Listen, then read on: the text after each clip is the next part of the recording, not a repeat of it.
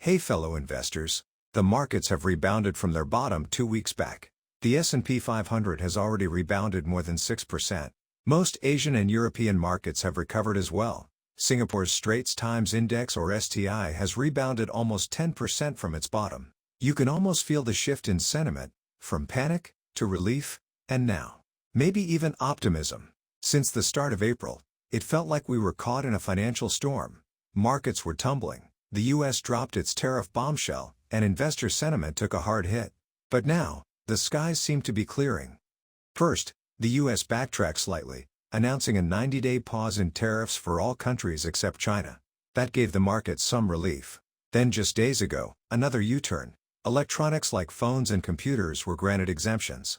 Suddenly, investors took this as a sign that maybe these tariff threats weren't so serious after all, and the markets responded. But here's the thing. I'm still skeptical of the sustainability of the recovery. Yes, the market has rebounded sharply, but analysts have cut their full-year S&P 500 forecasts to an average gain of just 2%. Meanwhile, I see some of my friends diving back into the market like it's still 2023 or 2024, years when the S&P returned more than 20%. It's not just here in Singapore either. The Financial Times reported that U.S. retail investors are also buying the dip enthusiastically. Because markets, like humans, tend to have short memories. Some are rushing back in, convinced that the worst is over, that policymakers won't really follow through with tough measures. Maybe that's true, but as long-term investors, not every rebound is worth chasing. We need to ask, has anything fundamentally changed? Is this just a mood swing? Or are there solid reasons to believe the road ahead will be smooth? In today's video, I'll walk you through the 4 key reasons why I think it might be too early to pop the champagne. Stick around till the end, the final reason might just be the most impactful one of all. Now, to be clear, I'm not turning bearish, but I think it's time we talk about some deeper risks that are starting to brew under the surface, especially one that has long-term implications for the way the world views U.S. assets. Even if you don't invest in the U.S., remember that the performance of the U.S. markets often sets the tone for the rest of the world, including Singapore. Before we dive in, let me remind you that this video is for informational purposes only and not financial advice. Always do your own research and consult a licensed financial advisor before making any investment decisions. I own some of the investments discussed, but what works for me might not work for you. Alright, let's get started. 1. The tariff pause is temporary and ticking. Let's start with the so-called pause in tariffs. Yes, the U.S. did soften its stance after the initial announcement, but only partially. The 90-day delay applies to tariffs on all countries except China. So while the headlines may have sounded like a full-scale retreat, the reality is more of a tactical delay than a true reversal. And even this delay has a big question mark hanging over it. The U.S. has essentially given the rest of the world 90 days to negotiate their way out of these tariffs. But let's be honest, that's a very short window. We're talking about trade talks involving the EU, Japan, ASEAN nations, and others, all trying to push back or secure exemptions. It's highly unlikely these complex issues can be resolved in 3 months, which means this is just a temporary lull. As we get closer to the end of the 90-day period, markets may once again be on edge. Investors will start second-guessing. Will the tariffs be reinstated? Will some countries get exemptions and others not? The uncertainty will creep back in, and if history is any guide, volatility will return with it. So yes, the market is enjoying a breather right now. But the clock is ticking, and when time's up, are we in for the same pain again? I'm not sure whether the old heart of this uncle can take many more of such volatility. 2. Policy uncertainty remains high. One reason I'm staying cautious is this. Even though the market has calmed down for now, the bigger issue of policy unpredictability hasn't gone away. The way the tariffs were introduced, with sweeping scope and without much warning, was already a shock. But what's even more telling is how quickly they were partially walked back. Within days, we saw a 90-day delay, and then more exemptions added, including for key electronics like smartphones and laptops. This kind of back and forth suggests that economic policy decisions, ones that can dramatically move the stock market, are being made quickly and, at times, in extremes. And if it can happen with tariffs, it could happen with other policies too.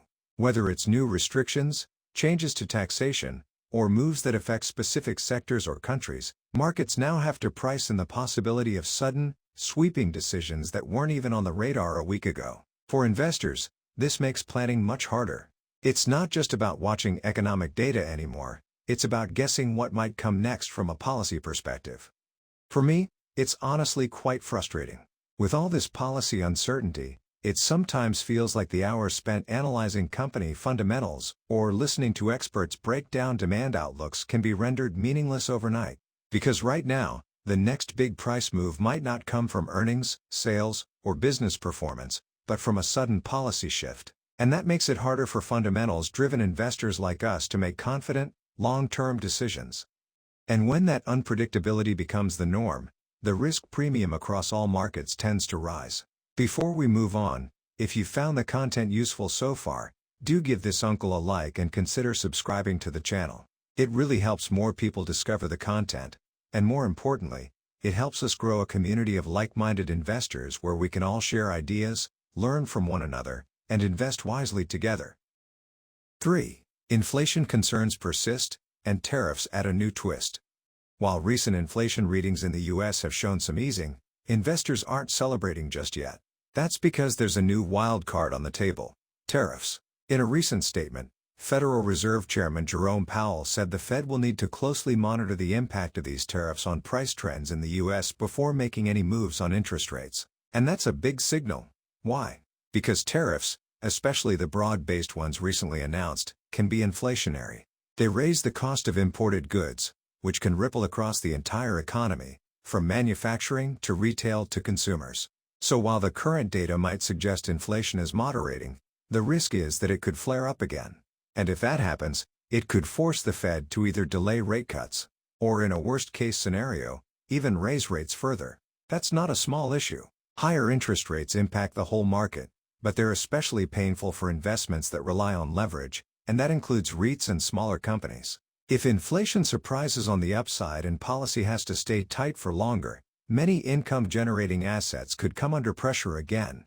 And does this mean the long-suffering REIT investors need to wait out a few more years before seeing light? In short, the inflation story isn't over. It's entering a new chapter, and one that brings a lot of uncertainty for investors. 4. Growing doubts about U.S. investability. This last one is less talked about, but to me, it could be the most important in the long run. There's a growing sense among global investors that U.S. assets are becoming less predictable and less investable. The recent trade policy swings, the push for tariffs, and the perception that the U.S. might be willing to let the dollar weaken all add to this concern. Some investors are beginning to question whether holding U.S. assets, including treasuries, is as safe or strategic as it once was. This doesn't mean investors are dumping everything. Let's be honest, the U.S. still has the world's most innovative companies and the deepest capital markets. There's no clear alternative for where to park trillions of dollars. But the doubt is starting to creep in. And when doubts start to form around the U.S. dollar's role as the world's reserve currency, or around the idea of the U.S. as a financial safe haven, that has consequences. For Singapore investors, if the USD goes into a structural decline, the diversification in our portfolio that we have painstakingly built up over the years may start to work against us. Translating back to SGD, our portfolio value and our regular passive income will be much lower. The dividend uncle's take: preparing without predicting. So here's how I'm approaching this. Yes, markets have rallied.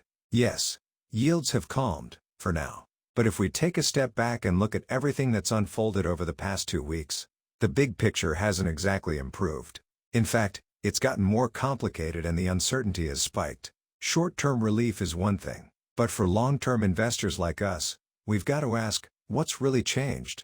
Not much, if we're honest. That's why I'm staying cautious. I'm not chasing this rally like I usually do for other market downturns.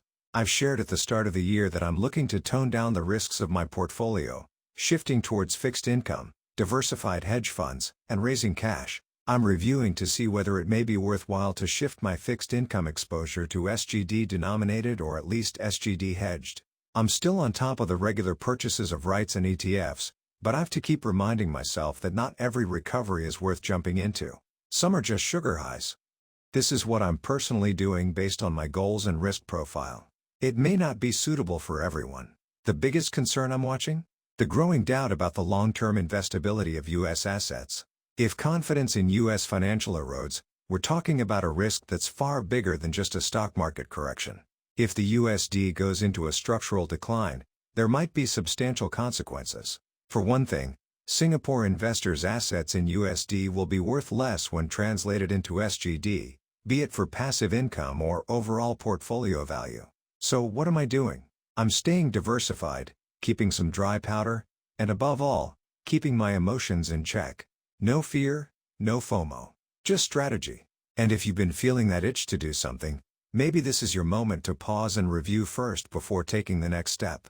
Not every market move needs a reaction. Sometimes, I've found that the best move is to wait and observe, rather than act impulsively, at least for me. Let me know in the comments what you intend to do in the current recovery, and whether you're more optimistic than this uncle here. Let's have a conversation.